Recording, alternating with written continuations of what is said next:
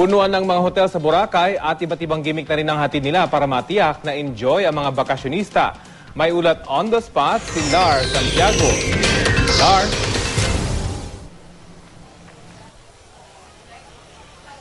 Rafi, tuloy-tuloy pa rin ang pagdating ngayong Martes Santo ng mas maraming bilang ng mga bakasyonista dito sa Boracay. Una ang mga hotel sa Boracay sa dami ng dumarating na bakasyonista. Karamihan ay may advanced booking na, kaya ang mga walk-in halos hindi na rin matanggap ng mga hotel na gusto nilang tuluyan. Matindi ang sikat ng araw pero baliwala ito sa mga taong ini-enjoy ng husto ang kanilang bakasyon. Ang kanilang panlaban sa init siyempre ay ang pagbababad sa tubig, mapadagat o swimming pool man. Pagdating ng gabi, lalong masigla ang buhay sa Boracay. Sa paglalakad pa lang sa kahabaan ng kalye ay marami nang makikita. Nakakaaliwang fire dancers na nagpe-perform sa mismong kalsada. Nakakatawag pansin din ng mga lalaking ito sa harap ng isang restaurant na habang nag-iihaw at nagtitinda ay wala ring tigil sa pagsayaw.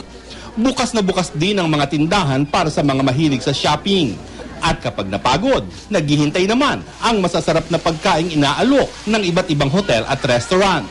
Katakam-takam ang pagkain sa mahabang buffet na nasa labas lang ng hotel. Niluluto naman sa harap ng customer ang tinimpla niyang Mongolian food. Para lalong marilax, may mga bar na pwedeng puntahan kung saan may mga performer na umaawit. Sa mga ganitong lugar, wiling-wili ang karamihan sa mga dayuhang turista. Sa dami ng aktibidad na pwedeng gawin kahit sa gabi, tinatawag na ngayon ng ibang bakasyonista ang Boracay na the island that never sleeps.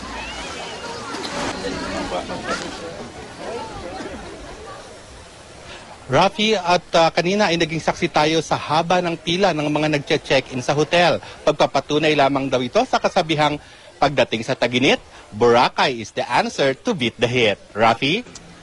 Maraming salamat, Lars Santiago.